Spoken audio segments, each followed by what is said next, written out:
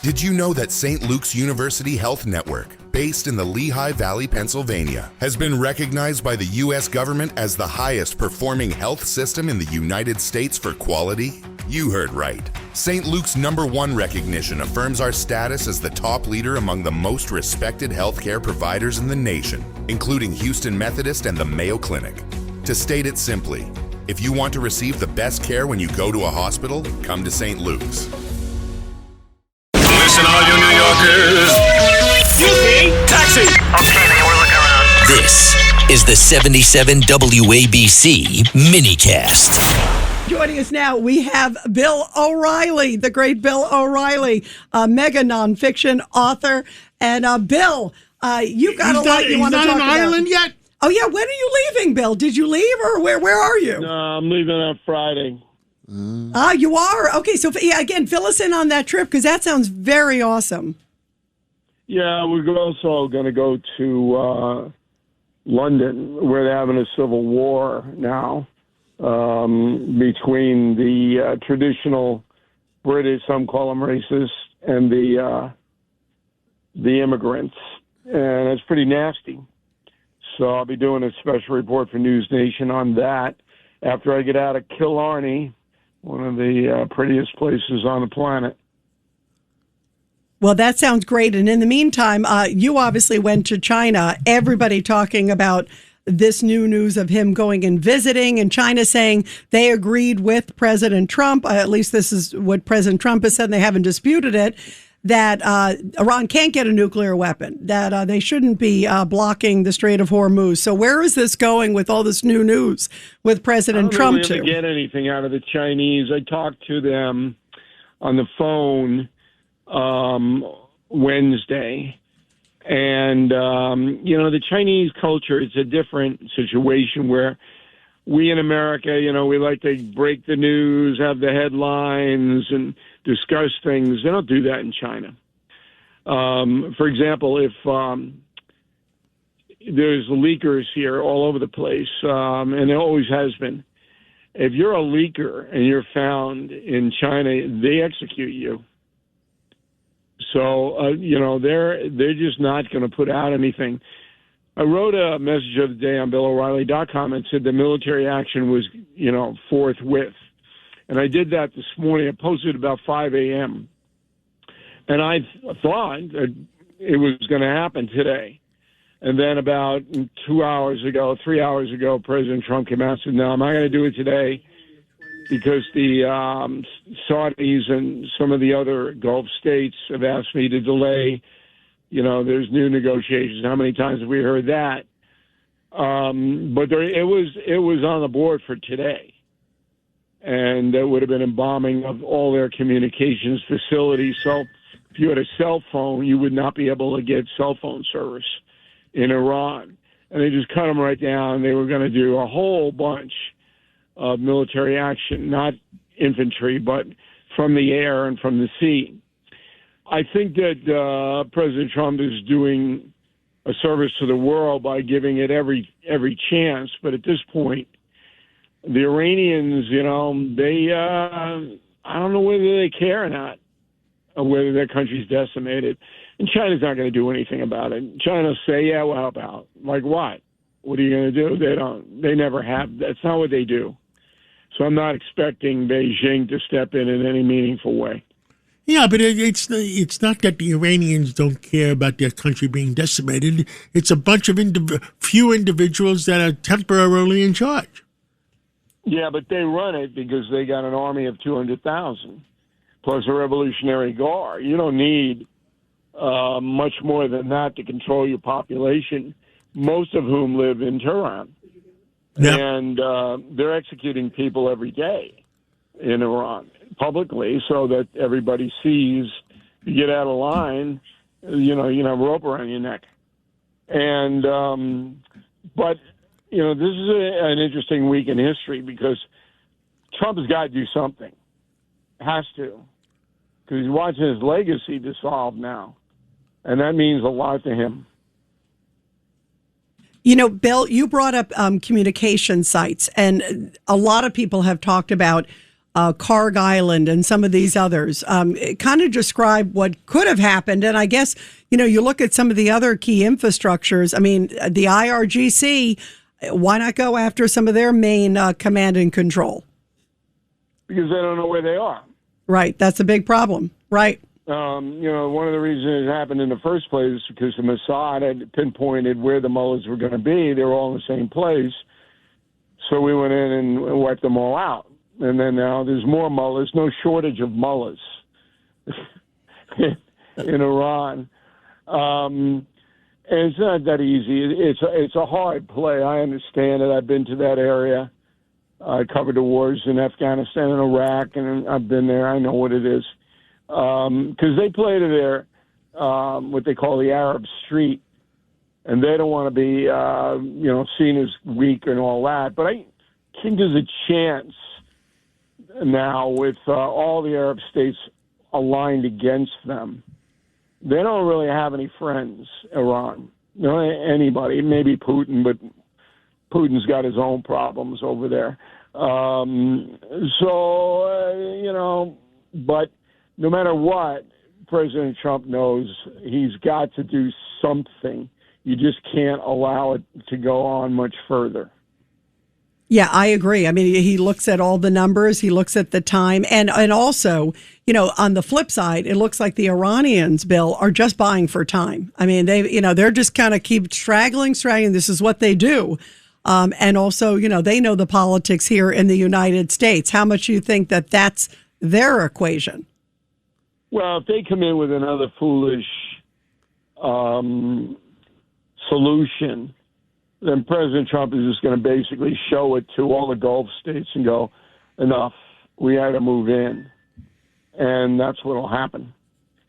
So Iran's right on the cliff now, right on the dagger point.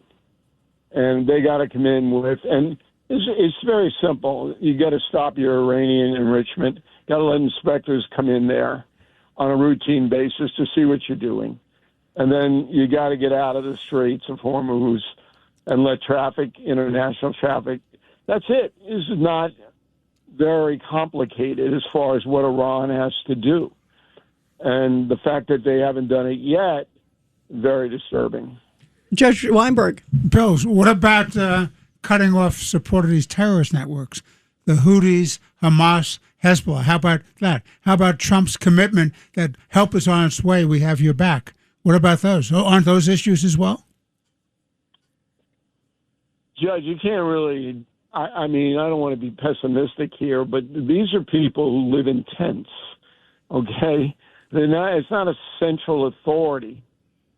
Even Hamas, they just live in tunnels.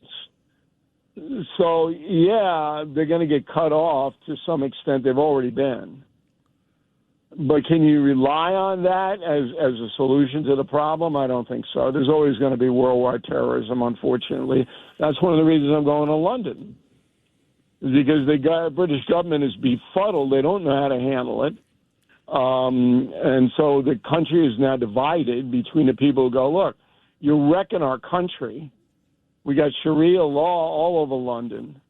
We got people who won't integrate, who won't obey the police, who are anti-Semitic. That's huge. And you're wrecking us. I lived in London for a year, so I know the turf. And then you have the other people who say, no, this is a free country. We can do what we want. And they're almost at war there. Literally. I think we're getting there in New York and California. It's possible, but we don't have the population that they have as far as Islam is concerned. We have a below 2% population here, so the numbers aren't there. But New York City's got another problem. 40% of New York is foreign-born. 40%. And that manifests itself in a lot of ways, particularly with the anti-Semitic stuff. So all over the world, Israel is despised almost by everybody. And it's horrible if you know your history. My God, these people don't have a right to protect themselves? Insane. But they are despised. And that attitude is dominant in England, and it's here in New York. We've seen it time and time again. Well, you have the mayor of this great city announcing that he's not going to the Israeli Day Parade, and what he's going to do is recognize the so-called horrible day when Israel was first created in 1948. They have a term of art for that, which I have forgotten the name. Nakba or right. Yeah, they have a day where they celebrate or recognize it's a day of shame, a day of outrage, and with the founding state of Israel. They've never recognized the existence of the state of Israel created by the United Nations in 1948. They've had numerous opportunities throughout history to have a two-state solution. They've repudiated time after time after time. On October 7th, when they did have a ceasefire, they went to war and slaughtered all those innocent people. And the people they slaughtered, by the way, were people on the left who were a bunch of peaceniks at a music festival. So much for a two-state solution. Well, the president has done the most to make that happen is President Trump. So very close to the Abraham Accords, very close to having normalized trade relationships with most of the Arab countries in Israel. And that's why Iran ramped it up. That's the core reason they ramped it up, because they don't want that. And as much trouble as they can cause to divert attention away from that détente. Now, other presidents have tried. Arab Spring, Obama, Carter tried, got humiliated. But Trump's been the most effective in bringing the Arabs to the table and saying, look, what good is this doing you? It's not doing you any good. So let's knock it off. And he was so close. Yeah. And the thing that bothers me is if you go out on the street and you ask New York City school children about Israel, they don't know anything about it.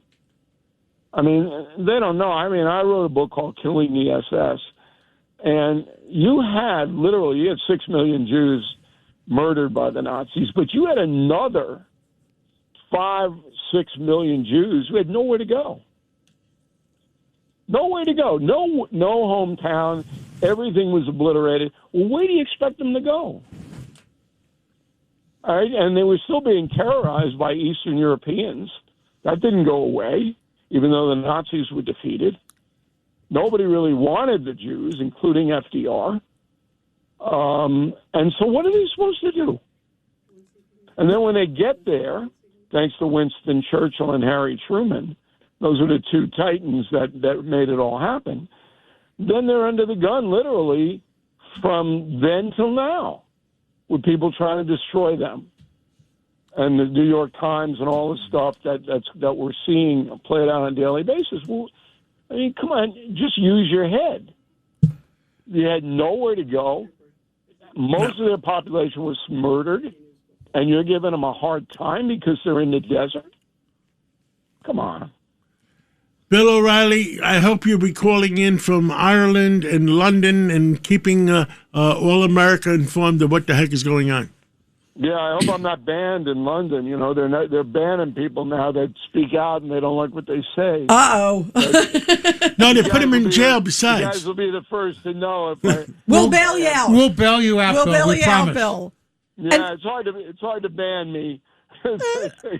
And Bill, if you have time, call in. We'd love to hear your thoughts from there. That'd be awesome. We'll talk next Monday. Let's see. Next Monday, I will be available. So, good. We'll set that. Yeah, we'll set that up. I'll be in Ireland, but a lot of anti-Semitism in Ireland, and those kooks over there, they got the same thing. Yeah. Well, the British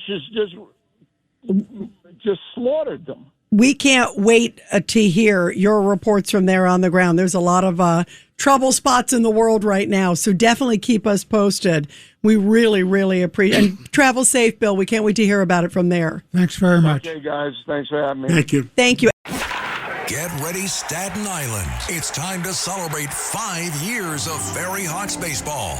Tuesday, May 19th at 10:30 a.m., it's morning baseball. Wednesday, May 20th at 6:30 p.m., have a pawsome time at Bark in the Park. Thursday, May 21st at 6:30, it's Pride Night with $5 Bud or Bud Light draft beer. Individual game tickets start at just $12. Visit ferryhawks.com now to lock in your seats.